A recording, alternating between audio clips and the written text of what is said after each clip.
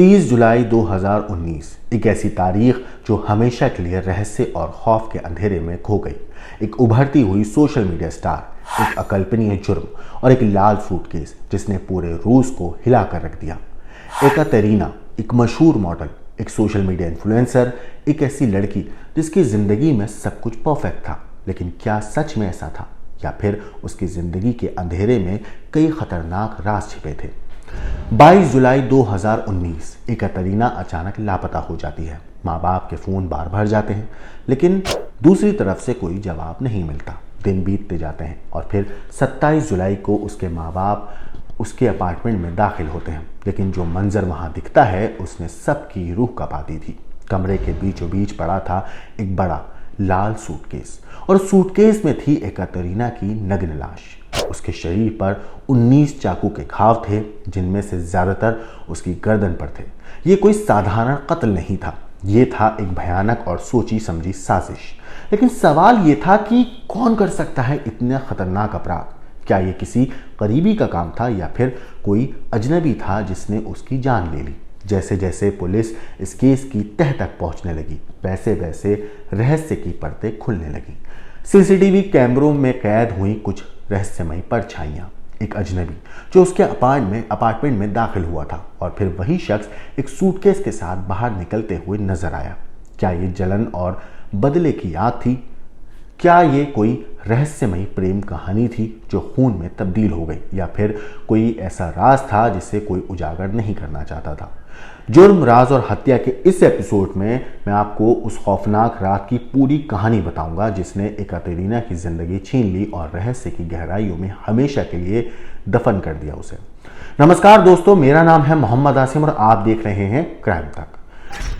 30 जुलाई 2019 रूस की मशहूर सोशल मीडिया इन्फ्लुएंसर और मॉडल एकातेरिना अपने 25वें जन्मदिन का जश्न मनाने के लिए नीदरलैंड जाने वाली थी। सब कुछ पहले से तय था, जश्न, सफर और खुशियां से भरा दिन। लेकिन किसे पता था कि यह जन्मदिन कभी मनाया नहीं जा पाएगा। 22 जुलाई से माँ बाप का एकातेरिना से कोई संपर्क नहीं हुआ।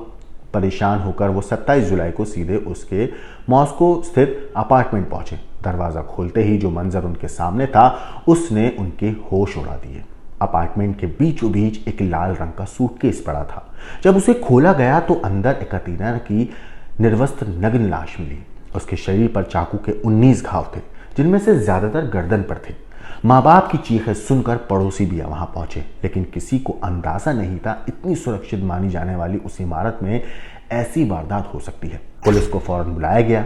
शुरुआती जांच में कोई अहम सुराग नहीं मिला, लेकिन सीसीटीवी फुटेज के सामने आने के बाद मामले को एक अलग मोड़ ले आया। फुटेज में 2 लोग एकातेरिना के अपार्टमेंट की तरफ जाते दिखे। एक शख्स से उसके प्रेम संबंध थे, लेकिन दूसरा कौन था? क्या ये किसी जलन और बदले की साजिश थी? जल्द ही पुलिस को पता चला कि एकातेरिना का अफेयर एक 52 साल के व्यक्ति से था, जिसके साथ वो जन्मदिन मनाने वाली थी। लेकिन सीसीटीवी में सूटकेस लेकर जाते हुए सिर्फ 33 साल के मैक्सिम गैरेथ को देखा गया। जांच आगे बढ़ी तो खुलासा हुआ कि एकातेरिना को ब्लैकमेल किया जा रहा था। कुछ करीबी दोस्तों ने बताया कि वो डरी हुई थी, लेकिन उसने कभी पुलिस में शिकायत दर्ज नहीं कराई। इसके अलावा पुलिस को डेटिंग और एस्कॉर्ट वेबसाइट पर एकातेरिना की कई फेक प्रोफाइल मिली, जहां उसने लिखा था कि उसे उम्रदराज और अमीर पुरुष पसंद है। माँ बाप इस खुलासे से सदमे में थे, क्योंकि उनकी आर्थिक स्थिति अच्छी थी और उन्हें लगा था कि उनकी बेटी को पैसों की जरूरत नहीं थी। जांच के बीच मेक्सिको पुलिस के सामने खुद आया और जो उसका बॉयफ्रेंड था मैक्सिम, वो खुद पुलिस के सामने आया और कबूल किया उसने कि एकातेरिना की हत्या उसने की थी। उसने बताया कि वो एकातेरिना से एक एस्कॉर्ट साइट के जरिए मिला था और उसे अपार्टमेंट बुलाया था। दोनों के बीच शारीरिक संबंध बने, लेकिन इसके बाद एकातेरिना ने उसकी बेइज्जती करनी शुरू कर दी। तुम बदसूरत हो, प्लास्टिक सर्जरी भी तुम्हारी शक्ल नहीं सुधर सकती। इस बात से भड़क कर मैक्सिम ने गुस्से में आकर चाकू उठाया और एकातेरिना के गले और सीने पर ताबड़तोड़ वार कर दिए। कत्ल के बाद मैक्सिम ने पूरे कमरे की सफाई की, लाश को सूटकेस में पैक किया और वहां से भागने की कोशिश की।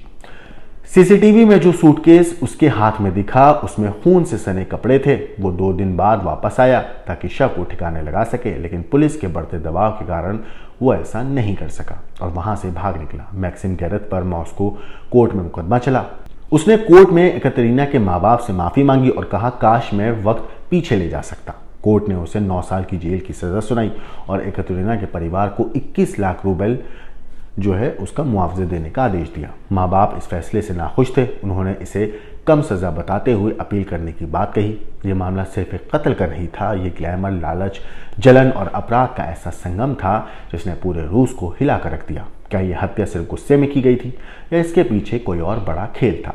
क्या ब्लैकमेलिंग के तार किसी गैंग से जुड़े थे? क्या सच में सिर्फ मैक्सिम ही दोषी था, जो दूसरा शख्स भी इसमें शामिल था? इन सवालों के जवाब कभी सामने नहीं आए, लेकिन एकतरीना की मौत आज भी एक मर्डर मिस्ट्री बनी हुई है।